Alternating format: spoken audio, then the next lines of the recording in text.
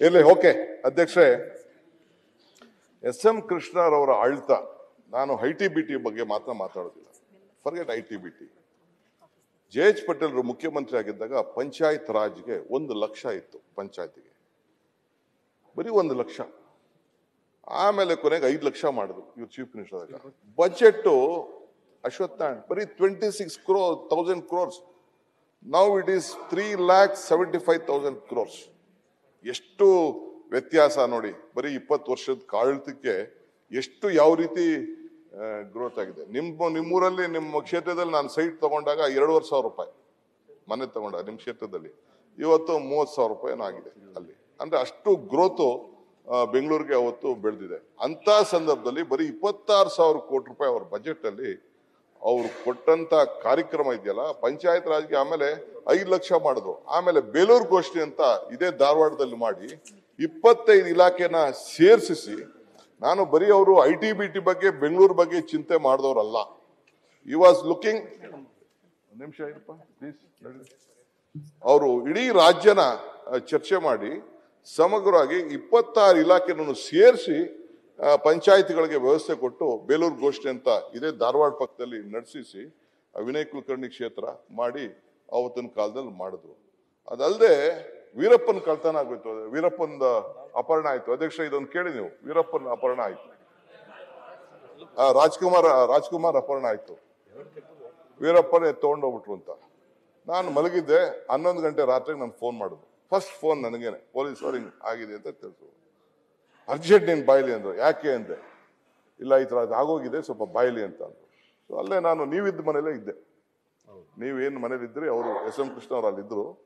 ಆಮೇಲೆ ನಾನು ಯಾವುದೋ ಕಾರಣ ಅದೇ ಮನೆಗೆ ಹೋಗಿದ್ದೆ. ನಾನು ಅಲ್ಲಿ ತಕ್ಷಣ ಮನೆಗೆ ಹೋದೆ. ಅವರು ಅನುಗ್ರಹದಲ್ಲಿ ಇದ್ರು, ರೇವಣ್ಣವ್ರು ಇದ್ರು ಆ ಮನೇಲಿ. ರೇವಣ್ಣ ನೀ ಇದ್ದೆ ಅಲ್ಲ, ಅನುಗ್ರಹ, ಆ ಮನೇಲಿ ಇದ್ರು. ಹೋದೆ ನಾನು. ಹೋದ ತಕ್ಷಣ ಹಿಂಗೆ ಆಗೋಗ್ಬಿಟ್ಟಿದೆ ಅಂತ ಹೇಳಿದ್ರು. ಸ್ವಲ್ಪ ಈ ವಾಸ್ ಸೋ ಟೆನ್ಸ್ಡ್. ಅವ್ರು ಪೊಲೀಸ್ ಅವ್ರು ಏನೇನೋ ಹೇಳ್ತಾ ಇದ್ರು, ನಾನು ಆ ಕೋಮ್ ಮಾಡ್ತೀನಿ, ಈ ಕೋಮ್ ಮಾಡ್ತೀನಿ, ಅದು ಮಾಡ್ತೀನಿ, ಇದು ಮಾಡ್ತೀನಿ. ಅವರೇ ಹಂಗೆಲ್ಲ ಮಾಡಕ್ ಹೋಗ್ಬೇಡ, ಸ್ವಲ್ಪ ತಾಳ್ಮೆಯಿಂದ ಇರು, ಬಹಳ ಡಿಪ್ಲೊಮೆಟಿಕ್ ಆಗಿ ಹ್ಯಾಂಡಲ್ ಮಾಡಬೇಕು ಅಂತ ಅವರು ಪೊಲೀಸ್ ಅವ್ರಿಗೂ it did not give free hand to that. ಬಹಳ ಸಂಧಾನದಲ್ಲೇ ನಾವು ಮಾಡ್ಕೋಬೇಕು. ಆಮೇಲೆ ಬೇಕಾದಷ್ಟು ಏನಾದ್ರು ಹೆಚ್ಚು ಕಮ್ಮಿ ಆಗ್ತದೆ ಅಂತ ಅವ್ರು ಮಾಡಿಲ್ಲ. ಕೊನೆಗೆ ನಾವು ನನ್ನ ಕಾನ್ಸ್ಟಿಟ್ಯೂನ್ಸಿ ಇರಲ್ಲ, ಬಾರ್ಡ್ರು, ನಮ್ಮ ಕಾನ್ಸ್ಟಿಟ್ಯೂನ್ಸಿ ಬಾರ್ಡ್ರು, ಅನೂರು ರಾಜೇಗೌಡರು ಇದ್ರು. ನಾವು ನಮ್ಮ ಹಳ್ಳಿಗಳಲ್ಲಿ ಶಿಕಾರಿಗೆ ನಮ್ಮ ಕಡೆ ಎಲ್ಲ ಸ್ವಲ್ಪ ವಿಪರೀತ, ಅವನ್ನೆಲ್ಲ ಕರ್ಸಿಸಿ ಮಾಡಿ ಕಾರ್ಡ್ ಕಳ್ಸಿಸಿ we try to trace, but ಅದು ಫಲ ಆಗಲಿಲ್ಲ. ಬಟ್ ಲಾಸ್ಟ್ ಏನೇನೋ ಆಯ್ತು. ಬಟ್ ಆ ಸಂದರ್ಭದಲ್ಲಿ ಹೀಗೆ ಚರ್ಚೆ ಮಾಡ್ಬೇಕಾದ್ರೆ ಯಾಕೆ ವೀರಪ್ಪನ ಈ ಪರಿಸ್ಥಿತಿಗೆ ಬಂದ, ಯಾಕೆ ದೊಡ್ಡವನಾದ ಅಂತ ಬಂದದ ಸಂದರ್ಭದಲ್ಲಿ ಅವನು ದೊಡ್ಡವನಾಗಿದ್ದು ಬರೀ ಗಂಧ ಕಳ್ತನ ಮಾಡಿ ದಟ್ ವಾಸ್ ಇಸ್ ಹವ್ಯಾಸ. ಕಳ್ತನದಲ್ಲಿ ಅವನಿಗೆ ದುಡ್ಡು ಕಾಸು ವ್ಯವಹಾರ ಅಂತ ಆ ಭಾಗದಲ್ಲೆಲ್ಲ ನಮ್ಮ ಕಡೆ ಎಲ್ಲ ಗಂಧ ವಿಪರೀತ, ನಮ್ಮ ತಮಿಳುನಾಡು ಮತ್ತು ಆ ಸೆಕ್ಷನ್ ಅಲ್ಲಿ ವಿಪರೀತ ಇದಕ್ಕೆ. ಸೊ ಕೊನೆಗೆ ರಂಗನಾಥ್ ಅವ್ರ ಹತ್ರ ಮಾತಾಡಿ ಈ ಬ್ರಾಟ್ ಎ ಲಾ ದಟ್ ಗಂಧ ರೈತನೂ ಬೆಳಿಲಿಕ್ಕೆ ಅವಕಾಶ ಕೊಡಬೇಕು ಅಂತ ತೀರ್ಮಾನ ಮಾಡಿದ್ದು ಕೆ.ಎಚ್. ರಂಗನವ್ರ ಕಾಲದಲ್ಲಿ. ಇವತ್ತು ಎಸ್.ಎಂ. ಕೃಷ್ಣರು ರೈತ ಕೂಡ 50% ಗೌರ್ಮೆಂಟ್ಗೆ, 50% ಸರ್ಕಾರಕ್ಕೆ ಅಂತ ತೀರ್ಮಾನ ಮಾಡಿದ್ದು. ಇವತ್ತು ಬಹಳ ಜನ ರೈತರು ಇವತ್ತು ಗಂಧನ ತೆಗೆದುಕೊಂಡೋಗಿ ಅವ್ರ ಮನೆಗಳಲ್ಲಿ, ಅವ್ರ ತೋಟಗಳಲ್ಲಿ 50 ಎಕರೆ, 20 ಎಕರೆ, 10 ಎಕರೆ, 5 ಎಕರೆ ನಾನು ಗಂಧ ಬೆಳಿತಾ ಇದ್ದೀನಿ. ನಾನು ಇದನ್ನ ಇಟ್ಕೊಂಡಿದ್ದೆ. ನನ್ನ ತಮ್ಮ ಕೇಳ್ದೆ, ನೀ ಹಾಕಿದ್ದೀನಿ ಇಟ್ಕೊಂಡಿದ್ದೆ? ನಮ್ಮ ಕಾಲೇಜಲ್ಲಿ ಬೆಳೆದಿದ್ ಕಣೆ ಅಂದ್ರೆ, ನಮ್ಮ ಕಾಲೇಜಲ್ಲೂ ಹಾಕಿದ್ದೀನಿ, ಒಂದು 500 ಸಸಿ ಹಾಕಿದ್ದೀನಿ.